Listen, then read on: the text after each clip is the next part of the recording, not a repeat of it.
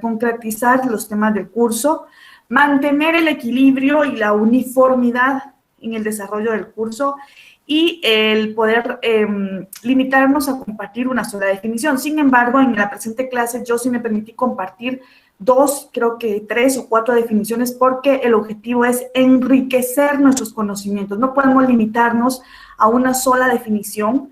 Eso sería limitar el concepto de toda esta amplia gama de contenido que tenemos en cuanto doctrinario y legal en cuanto a cada uno de los temas en el ámbito administrativo, y vamos a socializar varias definiciones para que ustedes puedan concretizar una sola y ustedes se quedan con una sola, la que sea más, la que sea susceptible y de comprensión un poco más rápida.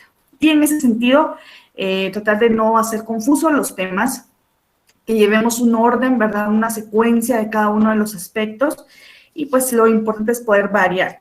Y pues tomando en cuenta que en cada una de las conferencias y de las clases, pues no solo ustedes aprenden, sino cada uno de los docentes en la medida en que tiene que verse en la misma situación de poderse preparar y poder llenar las expectativas de cada uno de ustedes. Eso nos permite a todos el podernos preparar de una mejor manera y el poder compartir cada tema con ustedes para poder también tomar en cuenta que debemos responder a una serie de preguntas que tenemos al final de cada una de las conferencias y que ustedes en su oportunidad deberán responder.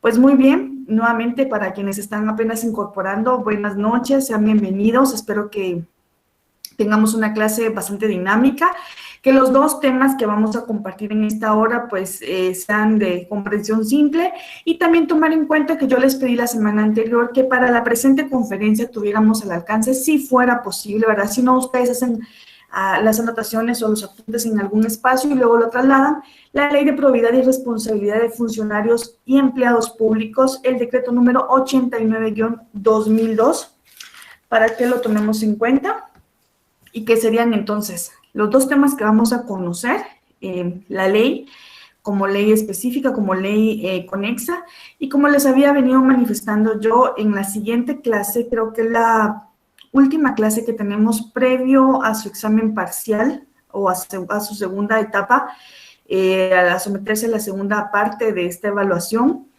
vamos a dar un listado de las leyes más específicas que vamos a estar conociendo a partir de la parte final ya del tema del curso, y yo espero que logremos poder conocer objetivo o organización, funcionamiento de cada una de las leyes, pero de las que voy a compartir en la siguiente conferencia, sí las vamos a profundizar, y me parece que las leyes que vamos a compartir y que vamos a socializar de una forma más completa, ustedes ya la tienen porque son leyes que hemos venido manejando en la facultad y que estoy segura que ustedes ya las han adquirido.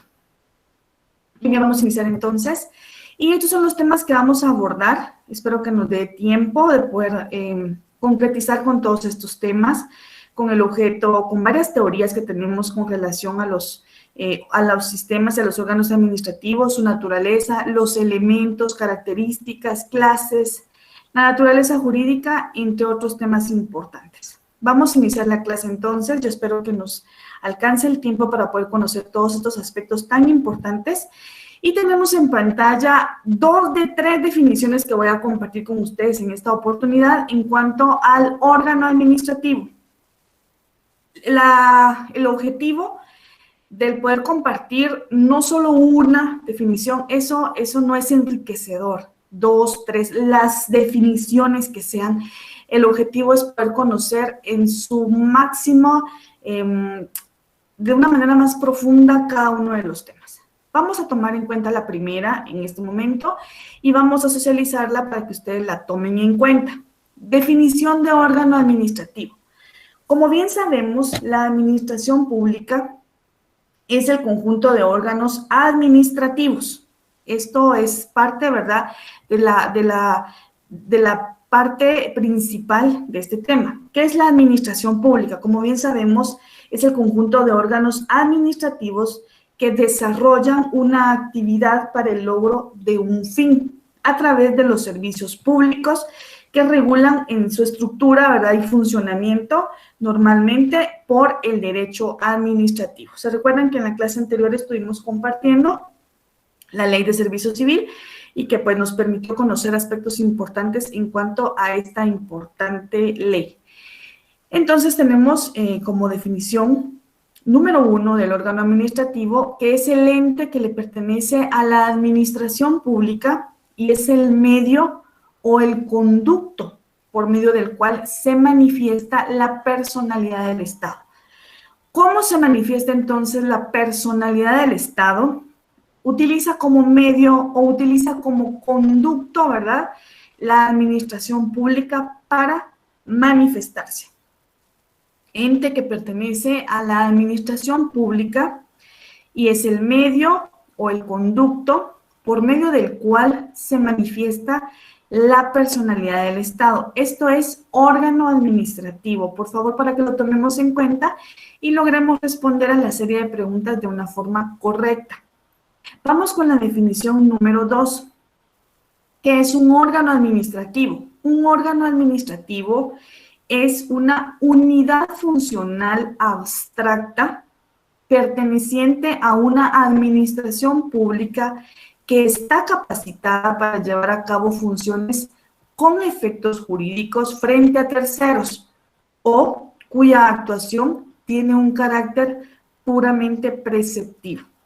Esta segunda definición nos permite identificar al órgano administrativo como una única unidad funcional que le pertenece a la administración pública y que le permite capacitarse para llevar a cabo funciones que tengan efectos jurídicos en materia administrativa y que tenga efectos jurídicos frente a terceros. Asimismo, que la actuación tenga un carácter meramente preceptivo. Estas son 2 de 3 definiciones que me permití compartir con ustedes para que ustedes la tomen en cuenta, considerando que el órgano administrativo es el ente que le pertenece a la administración pública y pues como lo hemos mencionado, es el medio o el conducto que manifiesta la personalidad del Estado de Guatemala. Estos serían entonces 2 definiciones para que ustedes las tomen en cuenta. Voy a adelantar la presentación, espero que ustedes ya hayan tomado nota de esto. Voy a cambiar la imagen y posteriormente voy a regresar para quienes se hayan quedado, no hayan completado, tomar nota de estas definiciones. Vamos con la tercera. Como manifestaba, pues, órgano administrativo es ese conducto, es ese medio o es ese instrumento del que dispone el Estado para manifestar su voluntad. ¿Cómo realiza, cómo ejecuta entonces el Estado cada una de las actividades, de las funciones, de los procedimientos? Pues lo hace a través de un órgano administrativo. Por eso es que se menciona que es ese instrumento, medio o conducto que utiliza el Estado de Guatemala para poder manifestar su voluntad. Con esto tendríamos entonces, estimados colegas, las 3 definiciones para que ustedes la tomen en cuenta. Ya voy a regresar a la siguiente imagen para que ustedes también tomen nota de ello. Tenemos, ustedes pueden incluso organizar o asociar con las 3 definiciones que me permití compartir con ustedes. Ustedes pueden conjugar una sola para que ustedes puedan tener la idea y que sea susceptible al conocimiento de cada uno de ustedes. Es el ente que le pertenece a la administración pública. Es el medio o conducto por medio del cual el Estado de Guatemala manifiesta su personalidad.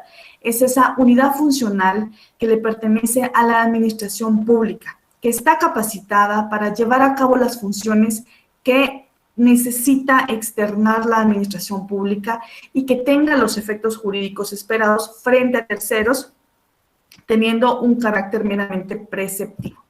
Es ese conducto, es ese medio o incluso se menciona que puede ser ese instrumento del que se vale la administración pública o el Estado a través de la administración pública para manifestar su voluntad.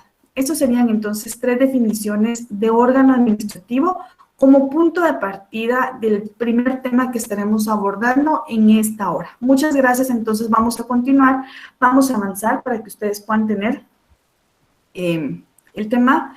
Vamos a avanzar. Y ahora tenemos la naturaleza jurídica del órgano administrativo. Yo los invito a que nos remitamos a nuestro Código Civil para quienes lo tengan a su alcance y nos vamos al artículo número 15 del Código Civil. Vamos a conocer entonces a qué se refiere el artículo número 15 con relación a la naturaleza jurídica del órgano administrativo. La naturaleza jurídica del órgano administrativo se puede mencionar que doctrinaria y teóricamente se conoce como una persona jurídica colectiva de derecho público. Y como fundamento legal podemos tomar en cuenta lo establecido en el artículo número 15 del Decreto Ley 106 del Congreso de la República de Guatemala, Código Civil Guatemalteco. Vamos entonces a darle lectura al artículo número 15 del Código Civil. Si ustedes me acompañan, me parece que en otra oportunidad ya le hemos dado lectura a este fundamento legal tan importante y también lo vamos a hacer en este momento. El artículo número 15 del Código Civil hace énfasis a las personas jurídicas. Las personas jurídicas se pueden considerar como esa agrupación de personas y conjunto de bienes organizados para realizar un fin permanente. Esto sería entonces, tomando en cuenta que es una persona jurídica. Puede tomarse en cuenta también que las personas jurídicas son capaces legalmente de adquirir derechos y contraer obligaciones previo reconocimiento del Estado. Esto sí, para que lo tomemos en cuenta. Y entonces el artículo número 15 de nuestro Código Civil establece lo siguiente. Son personas jurídicas, dos puntos. Número 1, el Estado, por eso es que se menciona que el órgano administrativo es una persona jurídica colectiva de derecho público. Si yo llegara a preguntar a ustedes cuál es el fundamento legal de la naturaleza jurídica del órgano administrativo, podemos tomar en cuenta el artículo número 15 del Código Civil, mencionando que son personas jurídicas el Estado, las municipalidades, las iglesias de todos los cultos, la Universidad de San Carlos y las demás instituciones de derecho público creadas o reconocidas por la ley. Número 2, las fundaciones y demás entidades de interés público creadas o reconocidas por la ley.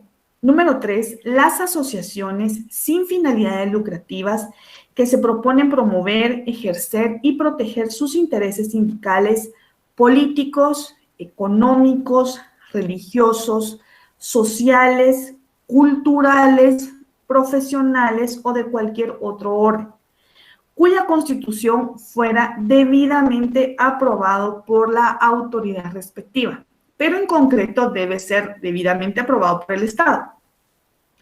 Los patronatos y los comités para obras de recreo, utilidad o beneficio social creados o autorizados por la autoridad correspondiente se consideran también como asociaciones y por ende se consideran personas jurídicas. Asimismo, el inciso o el numeral 4 menciona que son personas jurídicas las sociedades, y aquí podemos hacer énfasis en las sociedades mercantiles, los consorcios y cualesquiera otras con fines lucrativos que permita la ley. Las asociaciones no lucrativas a que se refiere el inciso 3 o tercero podrán establecerse con la autorización del Estado en forma accionada sin que por eso o que sin que por ese solo hecho sean consideradas como empresas mercantiles. Entonces, en concreto, podemos mencionar que el Estado, ¿verdad?, atendiendo al primer inciso o al numeral 1 del artículo 15 del Código Civil, el órgano administrativo se considera como una persona jurídica colectiva de derecho público. Fundamento legal, el artículo número 15 del Código Civil guatemalteco. Esto sería entonces la naturaleza jurídica en cuanto al órgano administrativo. Vamos entonces a tomar en cuenta qué son los órganos administrativos y poder concretar con este tema tan importante. Vamos entonces a conocer los elementos. Tema muy importante en cuanto a los órganos administrativos para que lo tomemos en cuenta. ¿Cuáles son los elementos de los órganos administrativos? Tomando en cuenta que hemos conocido una definición de órgano administrativo partiendo de qué es la administración pública, cuál es la naturaleza jurídica del órgano administrativo y su fundamento legal. Ahora podemos conocer qué son o cuáles son los elementos de los órganos administrativos. Tomemos en cuenta entonces que cada órgano administrativo principal constituye un sistema que se encuentra compuesto de otros órganos subordinados, pero todos en conjunto se puede decir que constituyen una organización que le pertenece a una misma competencia. Esto es muy importante y sí les pido, por favor, que le demos lectura nuevamente todos, que lo logremos asociar y que nos quede muy claro, porque el tema de los elementos que componen cada órgano administrativo como una definición general puede constituir aspectos importantes que nos va a permitir poder asociar qué es un elemento del órgano administrativo. Entonces, partiendo de que cada órgano administrativo principal puede constituir un sistema que a la vez se encuentra compuesto de otros órganos que están jerárquicamente subordinados, ¿verdad?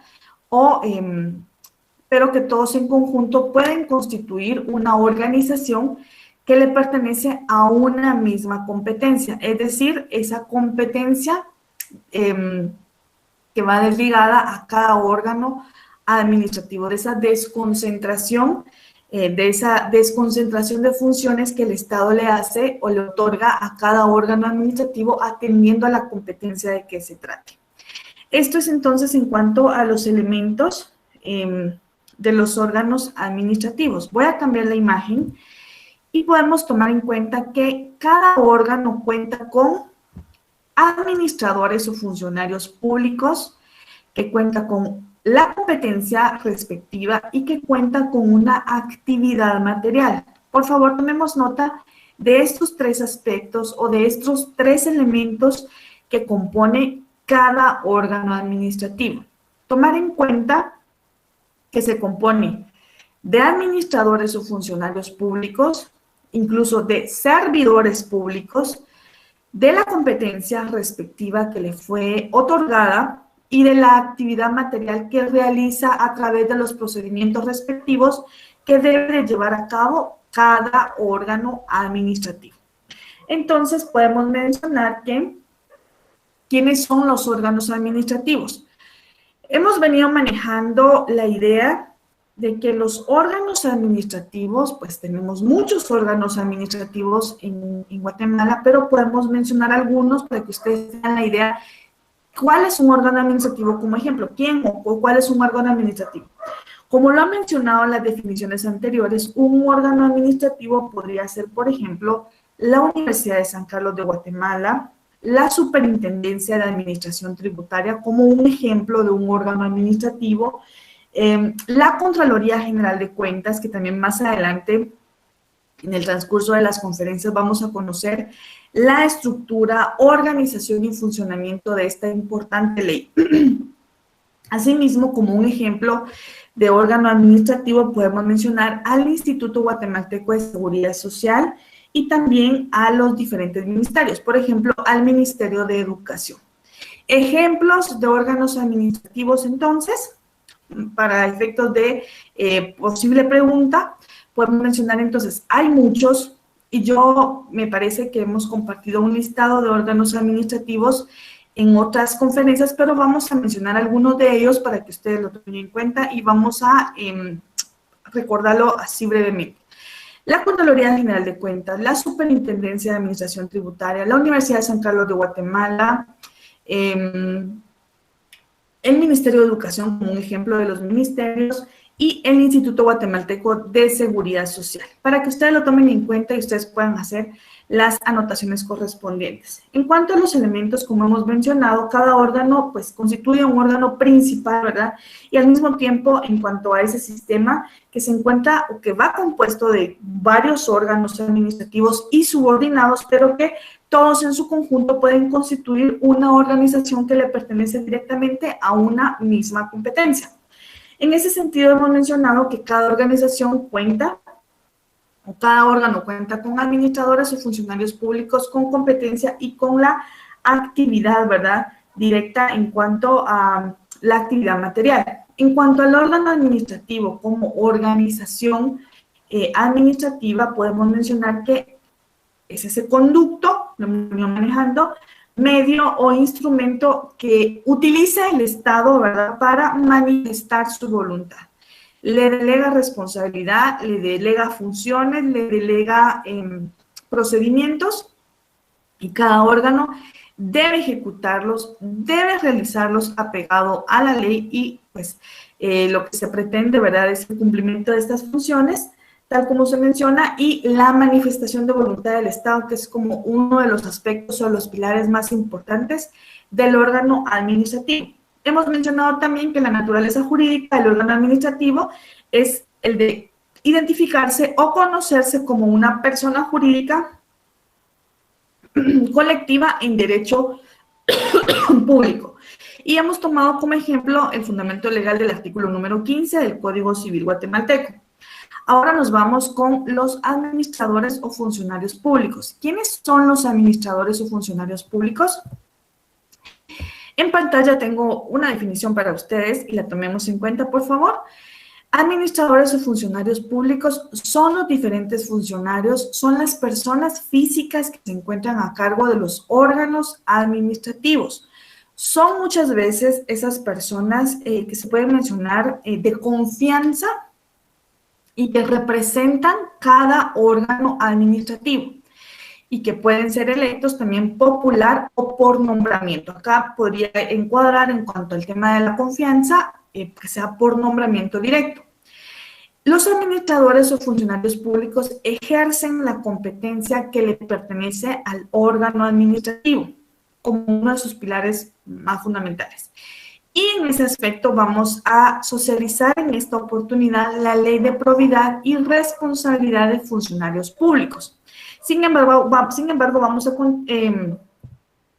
a tomar en cuenta lo que establece la ley. Si ustedes tienen al alcance la ley, es decir, de los aspectos importantes que menciona como elementos de los órganos administrativos, tenemos a los administradores o funcionarios públicos. De ello deriva que en esta oportunidad vamos a aprovechar a socializar algunos artículos de la Ley de Probidad y Responsabilidad de Funcionarios y Empleados Públicos. Posteriormente, al terminar de poder concretar algunos aspectos del decreto número 89-2002, vamos a continuar con el tema de la competencia, con el tema de la actividad material dentro de los elementos de los órganos administrativos. Entonces, para concretar, podemos mencionar ¿qué nos dice la Ley de Probidad y Responsabilidad de Funcionarios y Empleados Públicos? ¿Qué es lo que establece? ¿Qué es lo que establece esta importante ley? Si ustedes la tienen al alcance, podemos darle lectura a algunos artículos. Sin embargo, si no la tienen, pueden tomar nota de algunos aspectos o de los artículos y posteriormente ustedes le pueden dar lectura y podríamos responder correctamente a esa serie de preguntas que dejamos y que ustedes deberán responder al finalizar cada una de las conferencias. Muy bien. Vamos entonces. Y el artículo número 1 de la ley menciona el objeto. ¿Cuál es el objeto de la ley? Sin embargo, si ustedes me lo permiten, podemos darle lectura a uno de los 3 considerandos que tiene la ley para conocer cuál fue el punto de partida o lo que permite poder concretar esta importante ley. Y se menciona que el decreto número 89-2002 del Congreso de la República de Guatemala, considerando, vamos a darle lectura al último considerando, el considerando número 3, considerando que es necesario hacer del Estado un ente capaz de dar un uso racional y eficiente, ¿verdad?, a los recursos públicos, dictando las normas legales que les sirvan de herramienta para alcanzar sus objetivos de acuerdo a las necesidades del país. En cuanto a este recurso público, es el recurso humano, es ese funcionario público que tiene a su cargo la representación legal de este órgano administrativo que va a manifestar la voluntad del Estado de Guatemala. En ese sentido, podemos mencionar, y continuando con la lectura del considerando número 3 de la ley, que que es necesario, ¿verdad?, que se garantice la efectividad de cualquier acción que de ella se origine cuando los actores del ejercicio de la función pública menoscaben la regularidad del funcionamiento de la administración pública y afecten los esfuerzos del Estado por proporcionar el bien común a todos los habitantes de la República. Ya sabemos en dónde encontramos, y como en cada una de las conferencias, yo siempre le doy lectura a ese artículo porque es realmente parte medular, la parte principal del quehacer de la administración pública a través de esa manifestación de la voluntad del Estado de Guatemala. Vamos entonces, si yo les preguntara a ustedes en qué artículo nos vamos a ubicar, pues ustedes ya saben que nos vamos inmediatamente a remitir al artículo número 1 de la Constitución Política, donde encontramos el principio de la autonomía de la voluntad. En ese artículo número 1, y que ya no lo sabemos, yo espero que tengamos ya pues en nuestra memoria, ¿verdad?, que nos tengamos el conocimiento de este artículo ya de cajón. Protección a la persona. El Estado de Guatemala se organiza para proteger a la persona y a la familia, y su fin supremo es la realización del bien común. Por eso, el considerando número 3 de la ley hace énfasis en esos esfuerzos del Estado para proporcionar el bien común a todos los habitantes de la República, pues, de Guatemala. Por tanto, en el ejercicio de las atribuciones que le confiere el artículo número 171, literal A de la Constitución Política de la República de Guatemala, se decreta o se decretó la siguiente ley de probidad y responsabilidad de funcionarios y empleados públicos. Y el objetivo de la ley entonces es crear normas y procedimientos para transparentar el ejercicio de la administración pública y asegurar esa observancia estricta de los preceptos constitucionales y legales en el ejercicio de las funciones públicas estatales. También lo que se pretende con el objeto de la ley es evitar el desvío de los recursos, evitar el desvío de los bienes, de los fondos y de los valores públicos en perjuicio de los intereses del Estado.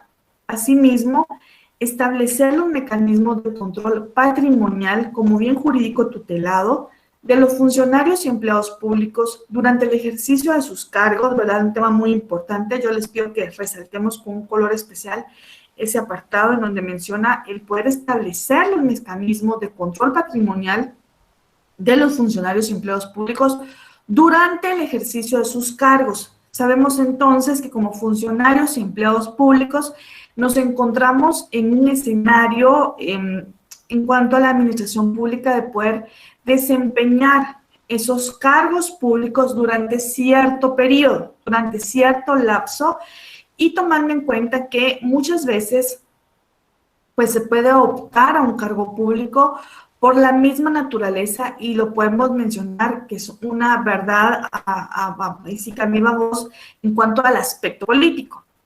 Así menciona prevenir el aprovechamiento personal o cualquier forma de enriquecimiento ilícito de las personas al servicio del Estado y de otras formas individuales o jurídicas que manejen, que administren, que custodien, recauden e inviertan fondos a valores públicos, determinando, ¿verdad?, la responsabilidad en que se incurra.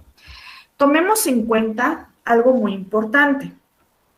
Cuando nosotros desempeñamos funciones profesionales, funciones técnicas, funciones legales, de gabinete, de campo, etcétera, en el ejercicio de nuestros cargos como funcionarios o como empleados públicos, sabemos que se pueden deducir responsabilidades durante el periodo del ejercicio de nuestros cargos, o incluso se puede hacer posterior, aun cuando ya no nos encontremos en ese ejercicio de los cargos.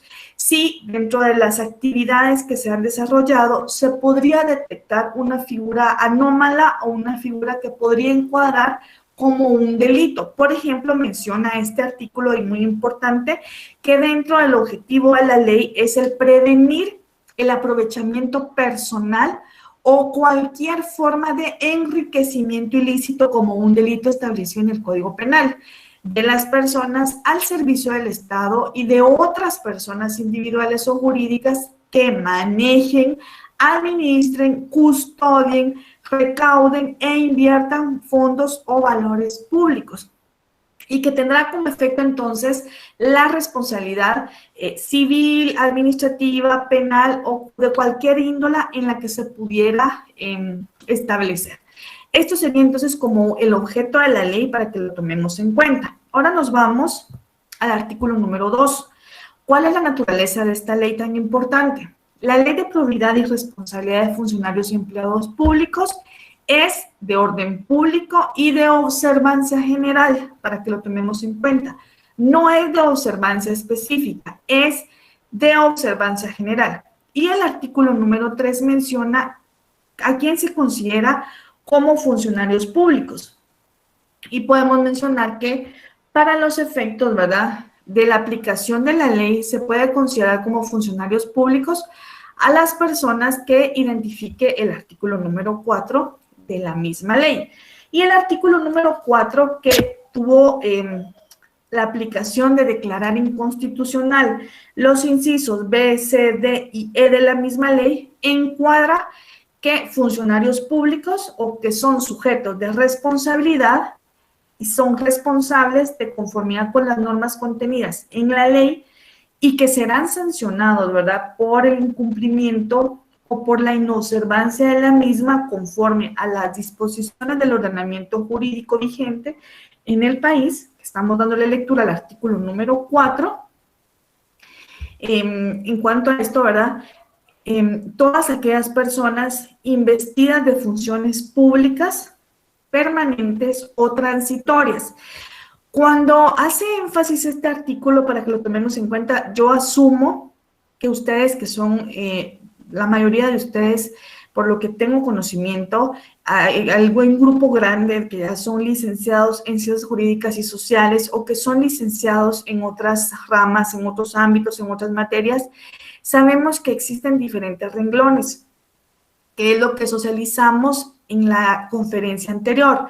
Recuerdan ustedes que estuvimos socializando la Ley de Servicio Civil y en esa ley hacíamos énfasis a ciertos aspectos de los renglones que representan la función de los cargos públicos y que han sido directamente designados por esa misma representación. Entonces, cuando menciona a todas aquellas personas investidas de funciones públicas permanentes o transitorias, podríamos tomar como ejemplo, y no es que sea específicamente, pero sí lo podemos tomar como ejemplo, esos renglones que muchas veces son considerados como renglones presupuestarios y que gozan de cierta inamovilidad.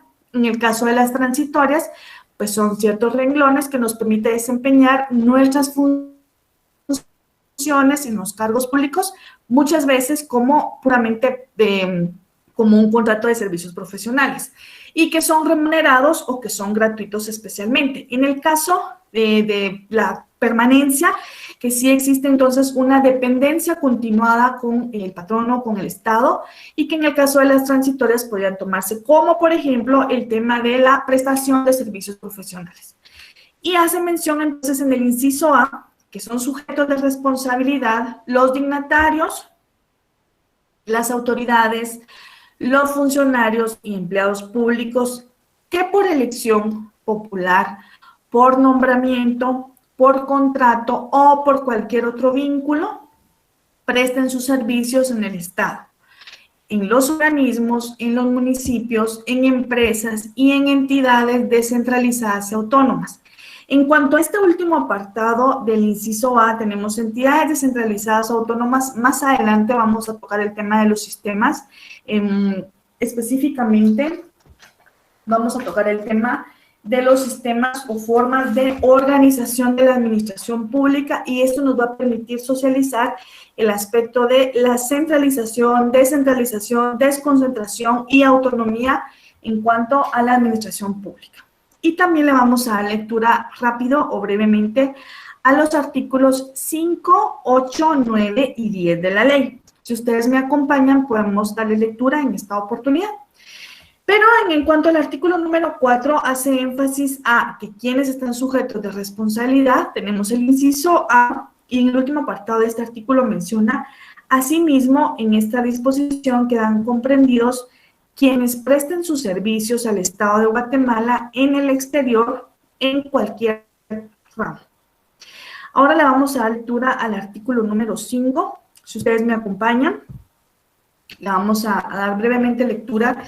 Tenemos el tema de los bienes tutelados. ¿Cuáles son los bienes tutelados para efectos de la Ley de Probidad y Responsabilidad de Funcionarios y Empleados Públicos? Yo asumo que muchos de nosotros que pertenecemos a este grupo, que estamos llevando la secuencia del estudio de la rama de Derecho Administrativo y Procesal Administrativo, pues ya se encuentran desempeñando actividades meramente legales o de cualquier otra índole en cualquiera de los organismos del Estado o de los órganos administrativos. Por ejemplo, de una forma prestándolo en el Estado directamente, en los municipios, en alguna empresa o en alguna entidad descentralizada o autónoma, tal cual hace énfasis este artículo, y que somos sujetos de esa responsabilidad de la misma ley. En cuanto al artículo número 5, tenemos como bienes tutelados el patrimonio público de conformidad con lo que establece el artículo 121 de la Constitución, el 457, 458 y 459 del Código Civil. Asimismo, son bienes tutelados los aportes que realiza el Estado, sus organismos, las municipalidades y sus empresas, las entidades públicas, autónomas y descentralizadas a las entidades y personas jurídicas indicadas, ¿verdad? Siempre en el artículo número 4, pero ya no cabe en el inciso C porque únicamente encuadra en el inciso A porque el inciso B, C, D y E fue declarado inconstitucional. En cuanto al inciso C del artículo número 5, menciona que son bienes tutelados los fondos y aportes que perciban y reciban con ocasión de colectas públicas, los comités, las asociaciones, patronatos y demás organizaciones no gubernamentales debidamente autorizados para la realización de actividades sociales de cualquier naturaleza. Y en el penúltimo inciso menciona que son también bienes tutelados los fondos o aportes económicos que perciban del Estado, sus organismos, las municipalidades, sus empresas y de las entidades descentralizadas y autónomas, las entidades o personas jurídicas y asimismo los comités. Y el último, que es el inciso E, menciona que también los regulados por la Constitución Política de la República y demás leyes específicas. En cuanto al artículo número 6, hay un aspecto importante acá. Establece los principios de probidad de conformidad con la ley. ¿Cuáles son estos principios? ¿Cómo podría identificarse como probo a un funcionario o empleado público que desempeña actividades dentro de la administración pública o dentro de el Estado, sus organismos, municipios, empresas, entidades descentralizadas o entidades autónomas? Podríamos mencionar entonces como principios de probidad y que es uno de los principios más importantes de la actividad que debe de realizar un funcionario empleado público. Primero, cumplir con los preceptos constitucionales y legales, tal cual lo menciona el inciso A.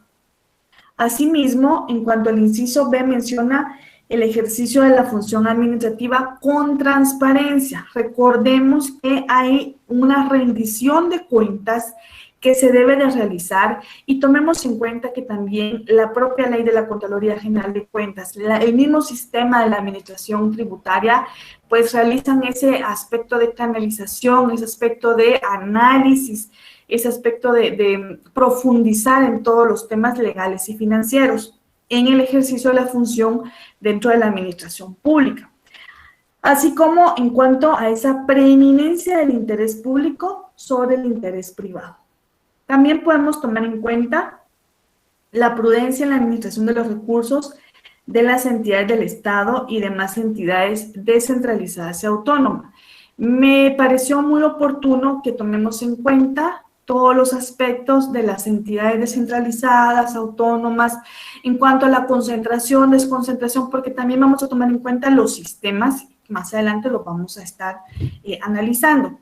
Tomemos en cuenta también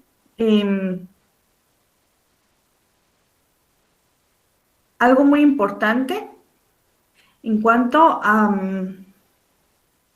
poder identificar en ese mismo artículo número 6 como principios de probidad, el poder publicitar las acciones que se generan como un efecto multiplicador que conlleve la adquisición de valores éticos por parte de la ciudadanía. En cuanto a la actuación, menciona el inciso H, el poder desempeñarnos con honestidad, con lealtad en el ejercicio del cargo como empleado o en la prestación de ese servicio. Es importante también, podemos tomar en cuenta, en cuanto al inciso I, menciona lo siguiente. El poder incorporar, ¿verdad?, dentro de las propendas de la administración pública a personas idóneas, personas que tengan la valorización de un desempeño en un cargo o en un empleo público a través de ese fortalecimiento del sistema de calificaciones, de remuneraciones y de reconocimientos. Por ejemplo, cabe mencionar, como a manera de ejemplo únicamente, ese bono profesional, ¿verdad? Estamos en ese camino de podernos profesionalizar como abogados y notarios. Y si ya estamos dentro de las funciones como empleados o funcionarios públicos, desempeñándonos dentro del Estado a través de sus organismos, entonces, cuando adquirimos estos dos títulos, ¿verdad?, si es que ya somos licenciados o adquirimos también el de licenciado en Ciencias Jurídicas y Sociales, el de abogado y el de notario, el sistema de laboral nos permite poder optar a ese bono profesional al cual ya es, pues, adquirido, ¿verdad? Porque hemos llegado a un nivel en el que el mismo sistema nos permite y nos da la oportunidad y nos da el derecho de poder optar a esto. Y en el inciso J se menciona el fortalecimiento de los procedimientos para determinar la responsabilidad en que se pueda llegar a incurrir como servidores públicos. Esto sería entonces en cuanto al artículo número 6. En cuanto al artículo número 8, podemos tomar en cuenta la responsabilidad administrativa. Es, ¿verdad?, esa acción o es esa omisión, porque sabemos que no solo podríamos incurrir en una responsabilidad administrativa por acciones, sino también por omisiones, por hacer o dejar de hacer algo, y que contraviene el ordenamiento jurídico, administrativo y las normas que regulan la conducta del funcionario público. Asimismo, cuando se incurre en una negligencia, en una imprudencia o en una impericia, o bien incumpliendo las leyes, los reglamentos, el propio contrato administrativo y demás disposiciones legales a la institución estatal ante la cual estamos obligados a prestar nuestros servicios, o cuando se incumpla con la debida diligencia como un principio, ¿verdad?, el ser diligente de las obligaciones contraídas o funciones inherentes al cargo para el cual estamos nosotros a cargo. Esto sería entonces en cuanto al artículo número 8. Tomemos en cuenta entonces el artículo 9 y el artículo 10 para concluir con este apartado del análisis de la ley de probidad y responsabilidad de funcionarios y empleados públicos. Tomemos en cuenta entonces algo muy importante. ¿Cómo podemos identificar esa responsabilidad administrativa? La tenemos entonces en el artículo número 8. ¿Cómo se puede deducir la responsabilidad civil en el ejercicio de nuestros cargos como funcionarios o empleados públicos? Tenemos en el artículo número 9 de la ley que genera responsabilidad civil también la acción o la omisión que con intención, con negligencia, con imprudencia, con impericia o con algo muy importante, yo les pido por favor que subrayemos con un color específico un aspecto importante denominado como una figura que podría encuadrar en un delito, el abuso de poder. ¿Cómo identificar un abuso de poder en el ejercicio de las funciones de un funcionario o de un empleado público? Recordemos que esto está debidamente penado y que podemos, siempre y cuando todo esté debidamente identificado y probado. Sabemos que cada situación debe ser debidamente probada. El poder identificar un abuso de poder por parte de un funcionario o empleado público. Asimismo, se menciona, ¿verdad?, que cometen perjuicio y daño del patrimonio público independientemente de la responsabilidad penal, porque no hemos llegado a la penal, que se genere. Los daños y perjuicios que provengan de esta responsabilidad civil se van a hacer efectivos con arreglo al propio Código Civil y también a las demás disposiciones vigentes sobre la materia, salvo esa acción civil que se decida dentro de la acción penal en forma conjunta. Es decir, cuando se logre resolver administrativa y judicialmente la responsabilidad civil de forma unánime o conjunta con esa responsabilidad penal, entonces no va a ser necesario tomar en cuenta o deducir la responsabilidad civil con arreglo al Código Civil. Y en cuanto al artículo número 10, y con esto vamos a concluir con el análisis de esta ley, tal cual lo tenemos en pantalla, hacía mención yo del artículo número 5, 8, 9 y 10, no porque sean los más importantes, toda la ley y su reglamento es meramente importante. Sin embargo, vamos a tomar aspectos como el poder deducir las responsabilidades administrativas, civil y penal. En cuanto a la última, que es la penal, entonces tenemos que genera responsabilidad penal la decisión, la resolución, las acciones, las emisiones realizadas por las personas, que refiere específicamente el inciso A del artículo número 4. Si ustedes se encuentran en actividades laborales en las que ustedes ya como profesionales en otra ciencia, en otro ámbito, o ya como licenciados en ciencias jurídicas y sociales, ya emiten su opinión jurídica en aspectos técnicos, empresariales o legales, en cualquier entidad del Estado, podría tomarse en cuenta que también cabe la deducción de responsabilidad penal en caso de que no se haga apegado a la ley. Entonces, podríamos mencionar que esto puede constituir incluso delito o una falta. Esto sería entonces, estimados profesionales, en cuanto a la Ley de Probidad y Responsabilidad de Funcionarios Públicos. Hemos socializado el objeto de la ley, su naturaleza jurídica, y sabemos que es de observancia general, no es de observancia específica. ¿Quiénes son funcionarios públicos? De acuerdo al inciso A del artículo número 4 de la ley, ¿quiénes son sujetos de responsabilidad? Y en el artículo 5 hemos encontrado cuáles son esos bienes tutelados de conformidad con la ley. En el artículo número 6 hemos tomado en cuenta los principios de probidad, cómo es que un funcionario o empleado público puede identificarse como una persona proba, con ética y que sea meramente merecedora de poder desenvolver sus actividades laborales y profesionales dentro de uno de los organismos del Estado. Y entonces también tenemos, en cuanto al artículo 8, 9 y 10 de esta ley, poder deducir la responsabilidad administrativa, la responsabilidad civil y la responsabilidad penal de los empleados y funcionarios públicos. Con esto hemos terminado entonces el análisis de esta ley.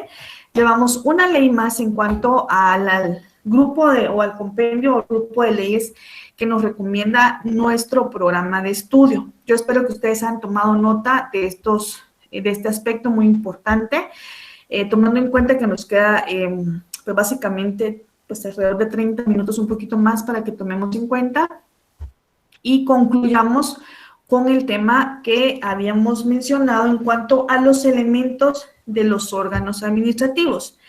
De este análisis de los elementos de los órganos administrativos como tema principal de esta conferencia fue que tomamos en cuenta que cada órgano administrativo constituye un sistema y que se encuentra compuesto de otros órganos subordinados y que pues se encuentran, ¿verdad? Y que todos en conjunto constituyen una misma organización dentro de una misma competencia.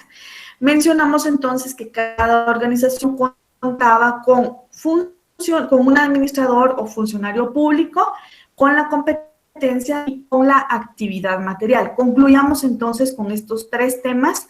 Hemos ya socializado el tema de los administradores o funcionarios públicos, y de ahí deriva, ¿verdad?, el análisis y la socialización que hicimos al decreto número 89-2002, Ley de Probidad y Responsabilidad de Funcionarios y Empleados Públicos. Ahora sí, continuamos con el tema de los elementos de los órganos administrativos. Nos vamos entonces con la competencia.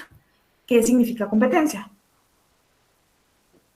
Tomando en cuenta la competencia como un elemento del órgano administrativo, se puede mencionar entonces que es esa cantidad de facultades, atribuciones, funciones y responsabilidades que la propia ley le otorga a cada órgano administrativo para que pueda actuar.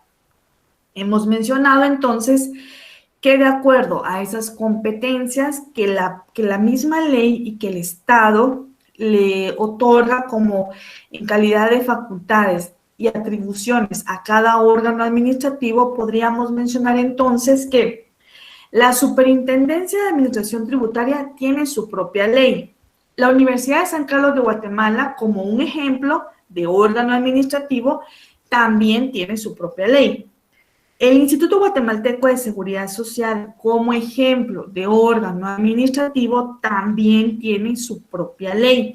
Significa entonces que cada órgano administrativo, atendiendo a su ley específica, sin embargo, toma como punto de partida y como ley suprema del Estado de Guatemala la Constitución Política, pues realiza esa cantidad de facultades, atribuciones, funciones y responsabilidades que se le otorga de conformidad con la ley a cada órgano administrativo para que éste pueda actuar.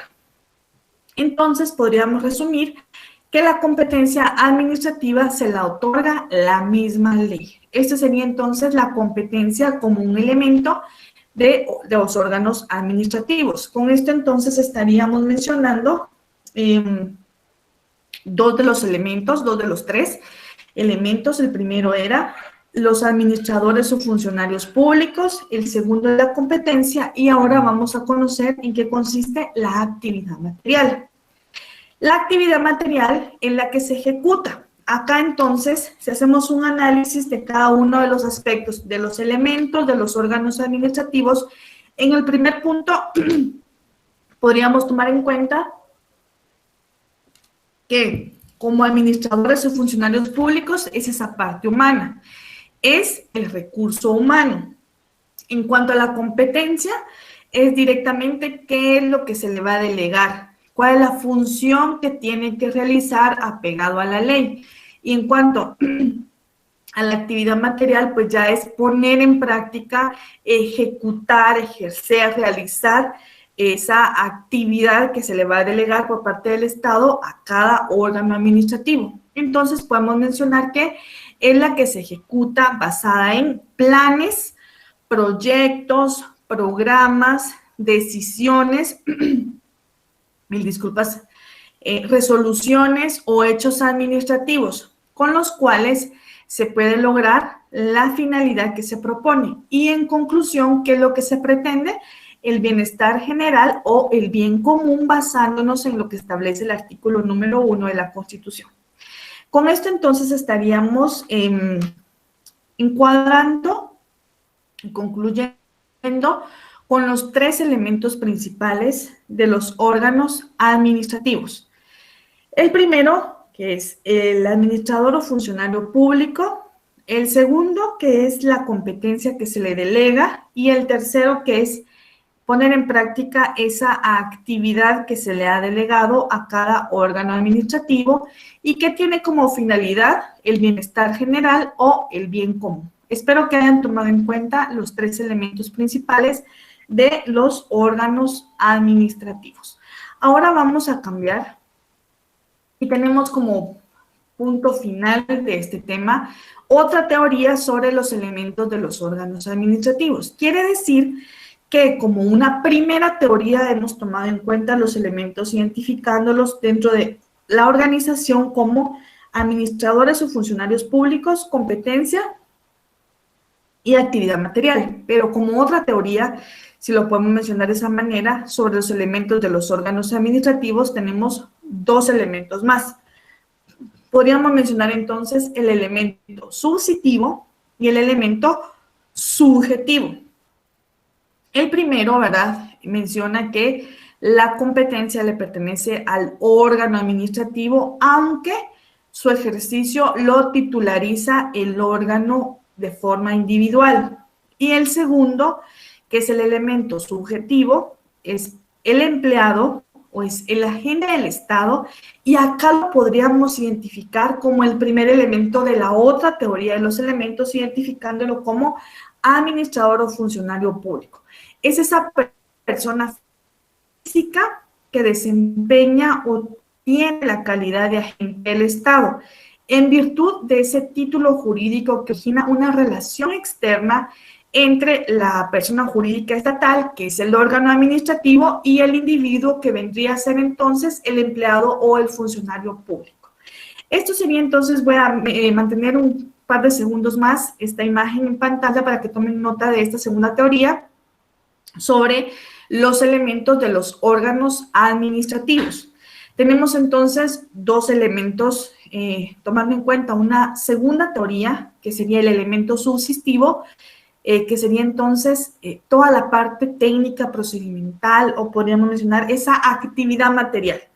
Y el segundo, que es el elemento subjetivo, pues ya viene a realizar lo que es esa actividad que debe desempeñar el empleado o el funcionario público del Estado, como una persona física, como una persona individual que desempeña o tiene calidad de agente del Estado, pues en virtud de ese título jurídico que ocasiona o que origina una relación externa entre el Estado de Guatemala como por medio, como conducto, como elemento del órgano administrativo, y el funcionario o empleado público como individuo. Con esto estaríamos entonces ya terminando este tema tan importante. Espero que haya quedado claro. Un tema bastante amplio, si ustedes lo pueden identificar de esa manera. En cuanto a los órganos administrativos, estuvimos socializando su definición, su naturaleza jurídica, estuvimos conociendo los elementos de los que va compuesto, ¿verdad? Y dentro de ese aspecto importante, tuvimos la oportunidad de socializar la Ley de Probidad de Funcionarios y Empleados Públicos. Y una segunda teoría que hacía mención a un elemento subsistivo y a un elemento subjetivo. Muy bien, estimados amigos, ahora nos vamos al segundo tema de esta noche para que lo tomemos en cuenta porque nos tenemos pendiente todavía este tema. Tenemos todavía un par de minutos ahí para que lo consideremos, y tenemos entonces los sistemas de organización de la administración pública. Un tema muy especial, un tema principal.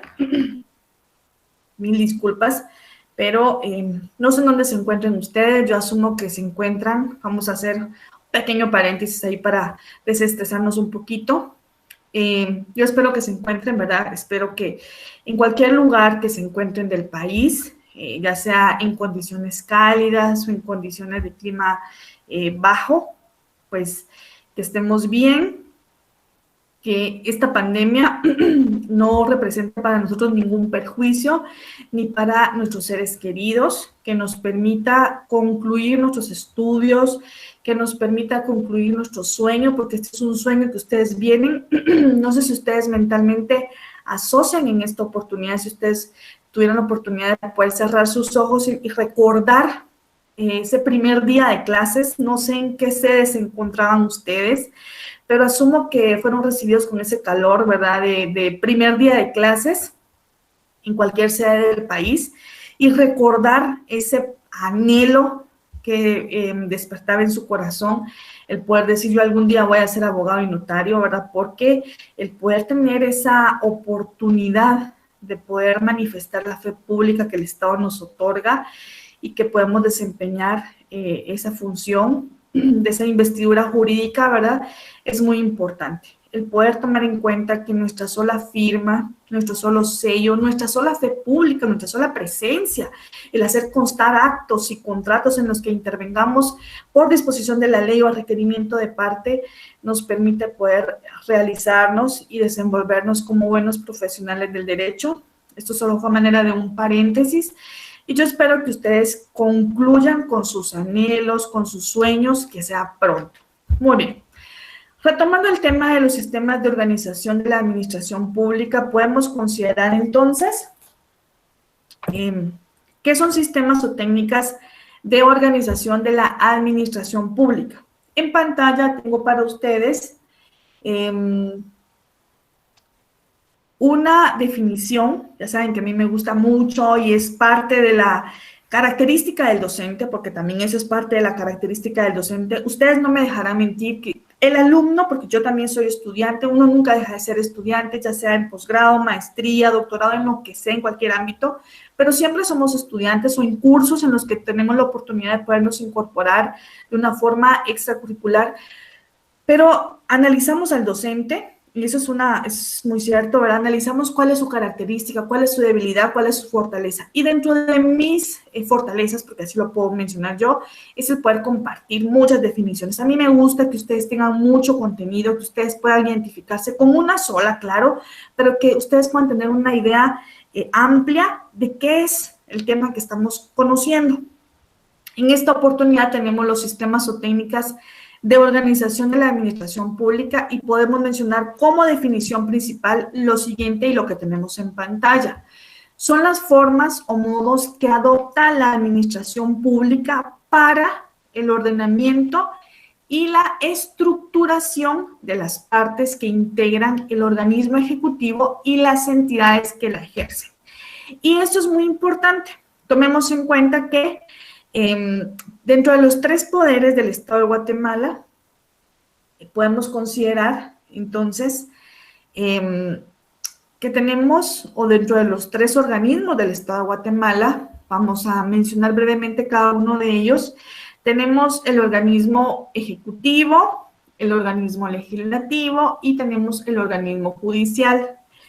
Ya sabemos nosotros hoy por hoy cuál es la función que realiza cada uno de ellos y por quién se encuentra directamente representado. En esta oportunidad y como forma de análisis y estudio del ámbito administrativo, tomemos en cuenta que como principal factor es el estudio de este poder del Estado o del organismo del Estado, del Ejecutivo directamente, que está representado por el presidente de la República y que tiene como función principal la administración del país. A él le compete.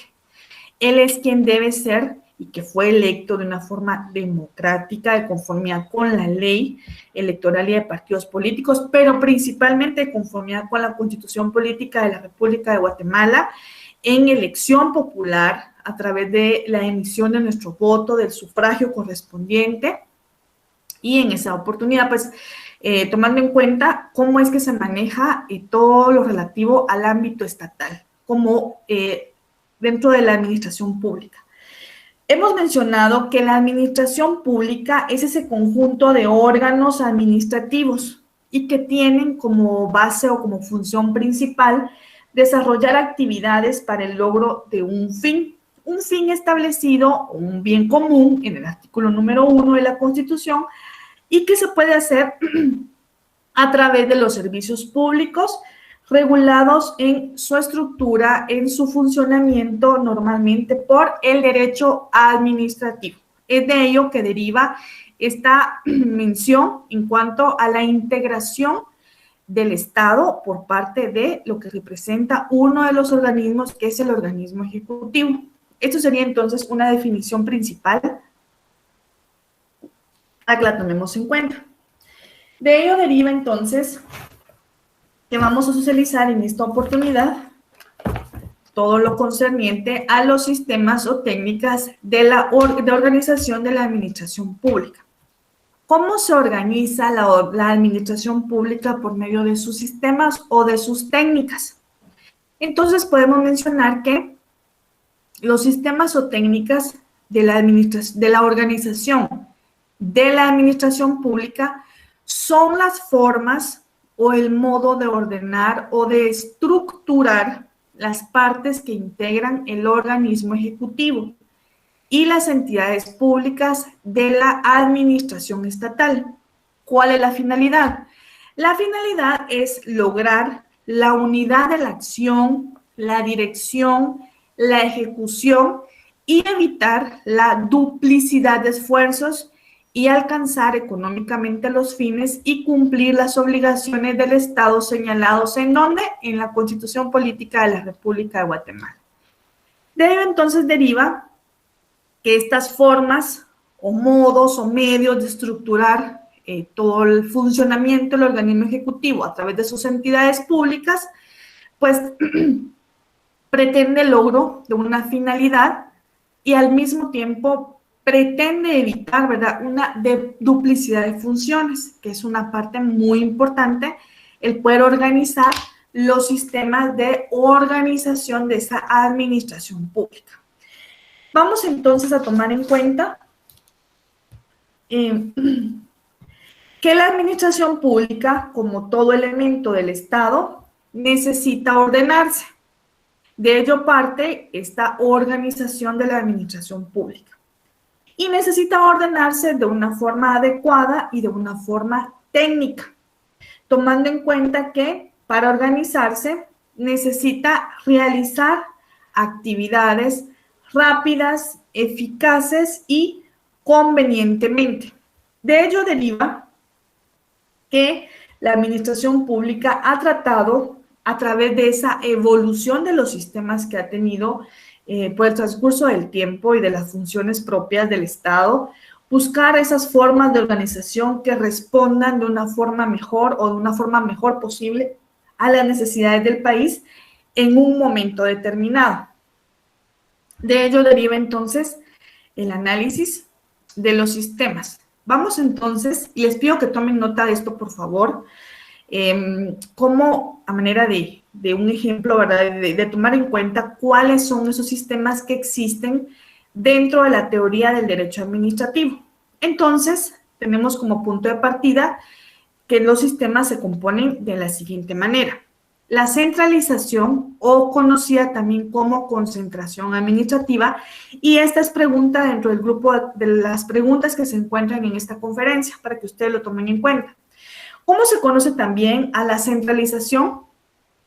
Como un sistema dentro de la organización de la administración pública, pues la centralización también es conocida como concentración administrativa. Para que lo subrayemos ahí con un color especial, por favor, y que ustedes tomen en cuenta que acá tenemos ya una respuesta a una de las preguntas que se encuentran en esa serie. Seguidamente tenemos la descentralización administrativa y tenemos la desconcentración administrativa también. Hemos mencionado entonces que dentro de los sistemas de organización de la administración pública, estas son las formas o son los modos, ¿verdad?, de ordenar o de estructurar lo que representa el organismo ejecutivo, como ya lo hemos mencionado.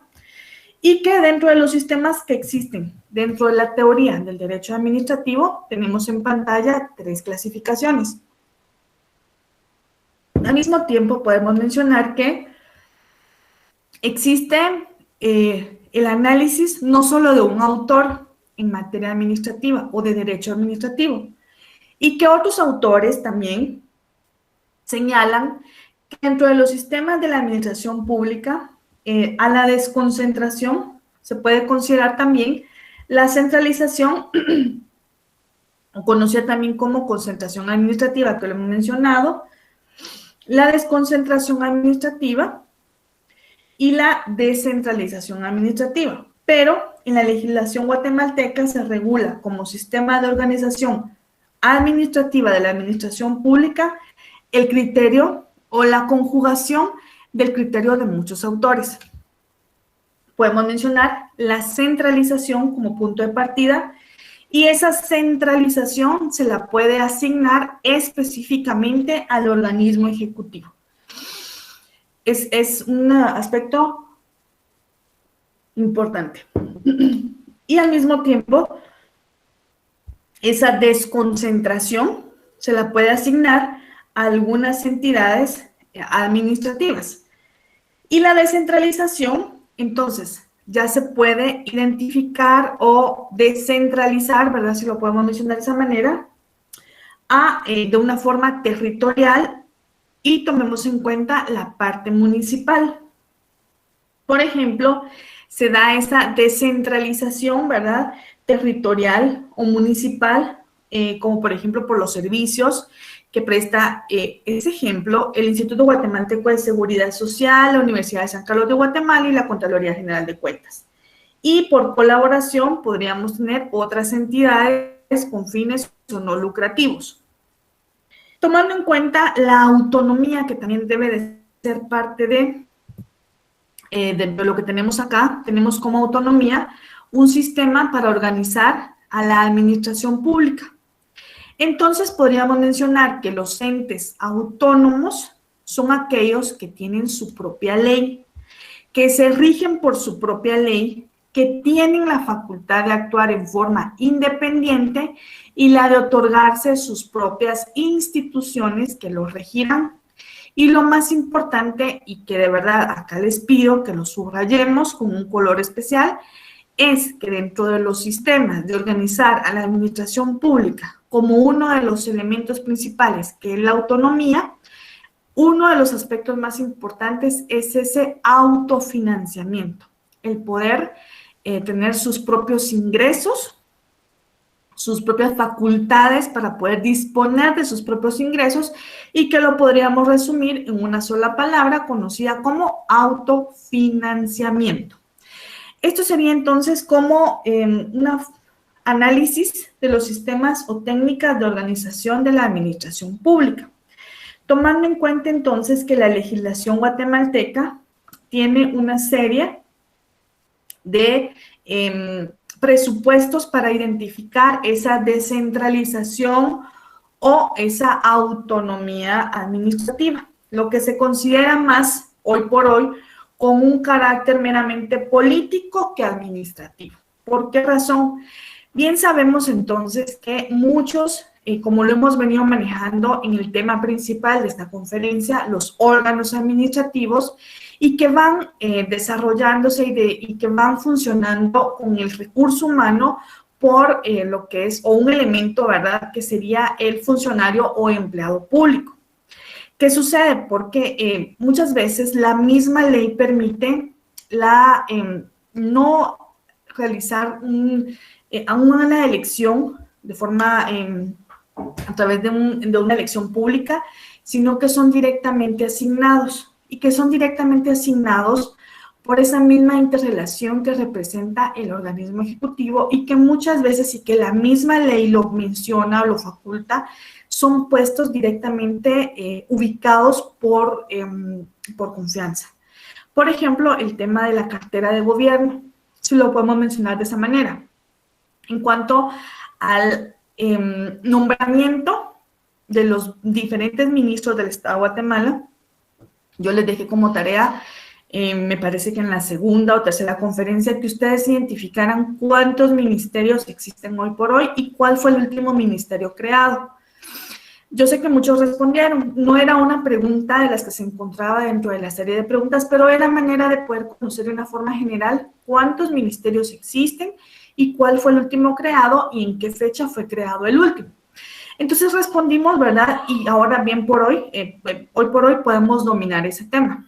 Pero en cuanto a ello, pueden identificar que el Estado de Guatemala, a través de su cartera de gobierno, lo hace por el simple nombramiento, porque son personas que la misma ley, o son funcionarios o empleados públicos, que la misma ley le da la potestad al presidente de la República como administrador del país de poder elegirlos de una forma o a manera de puestos de confianza. Por eso se menciona entonces que algunas, de conformidad con la ley o la legislación guatemalteca, considera esto como un carácter un poco más político que meramente administrativo. Y en cuanto a las entidades autónomas, tal como lo tenemos en pantalla, podríamos mencionar algunos tomando en cuenta las constitucionales principalmente. Podríamos mencionar a la Escuela Nacional Central de Agricultura como ejemplo, a la Universidad de San Carlos de Guatemala, al Comité Olímpico Guatemalteco, a la Confederación Deportiva Autónoma de Guatemala, al Instituto Guatemalteco de Seguridad Social, al Banco de Guatemala y, pues algo muy importante, a los municipios como autonomía de este sistema de organizar a la administración pública. Esto sería entonces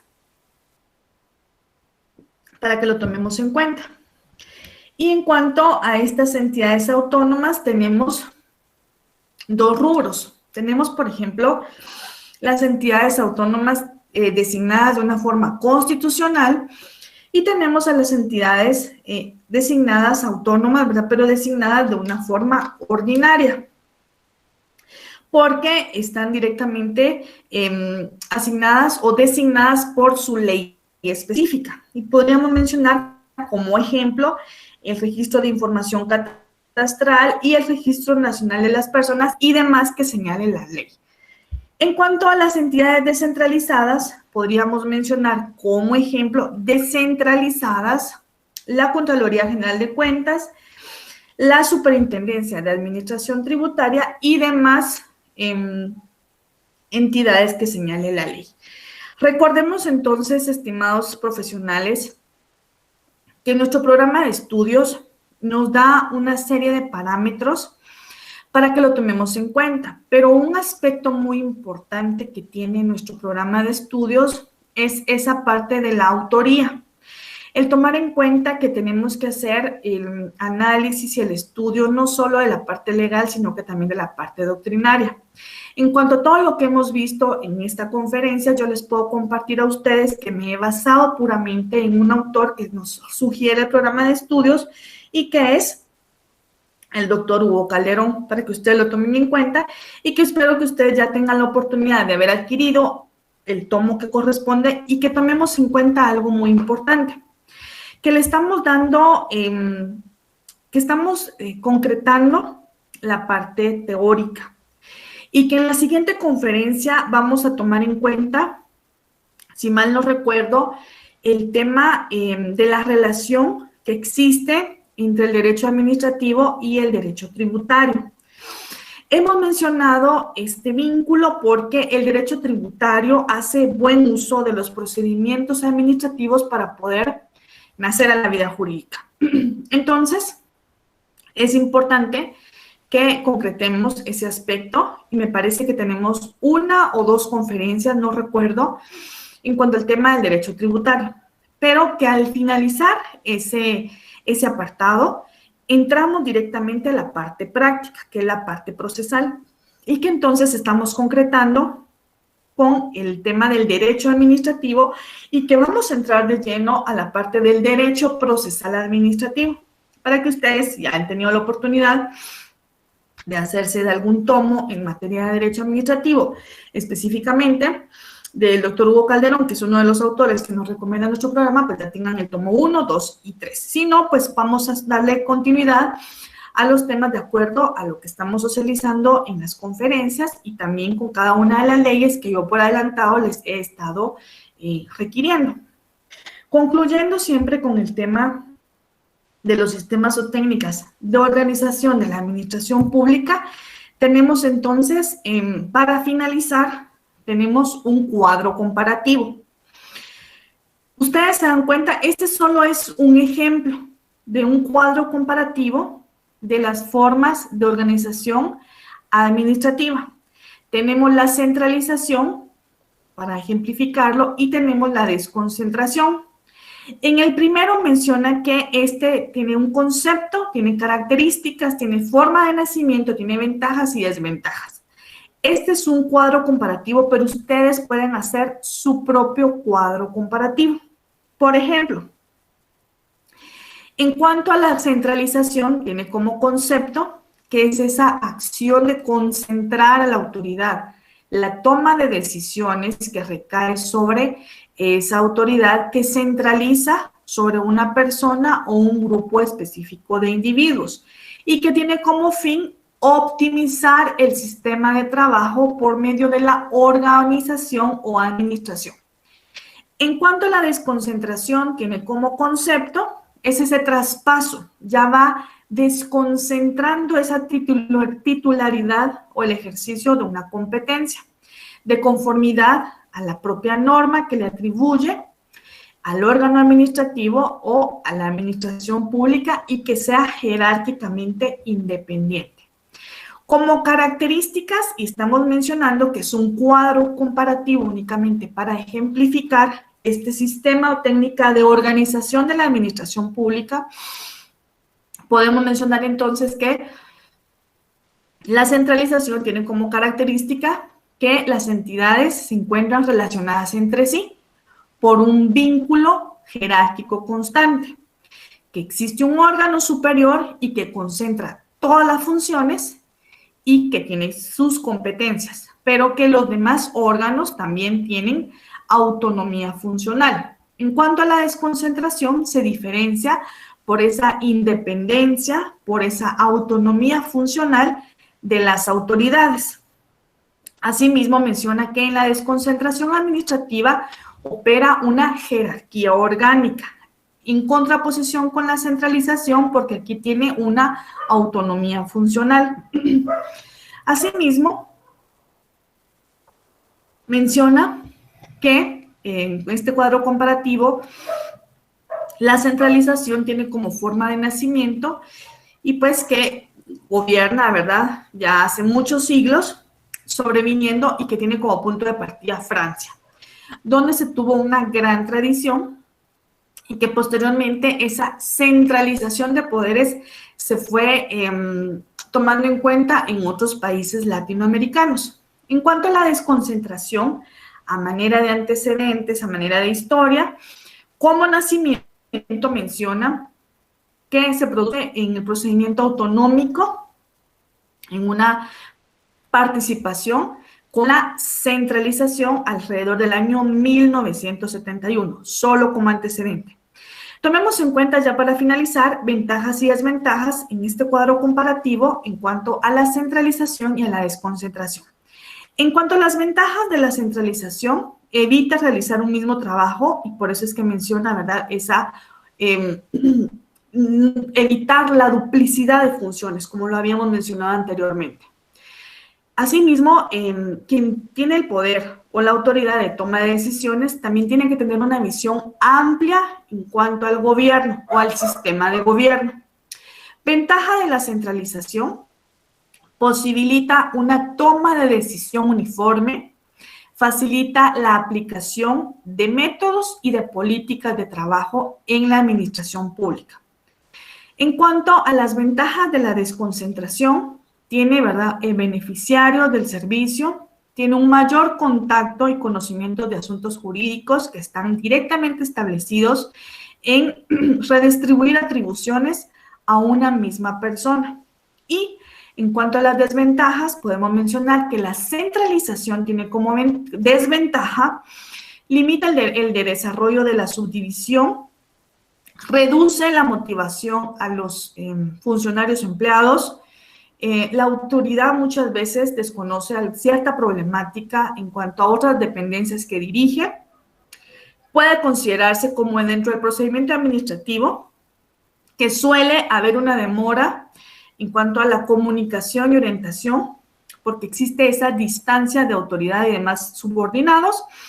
Y por último, en cuanto a las desventajas de la desconcentración, presta un servicio que puede llegar a considerarse como cierto aspecto político, y ese aspecto político tiende muchas veces a tener una inclinación, teóricamente se menciona como de cierto favoritismo.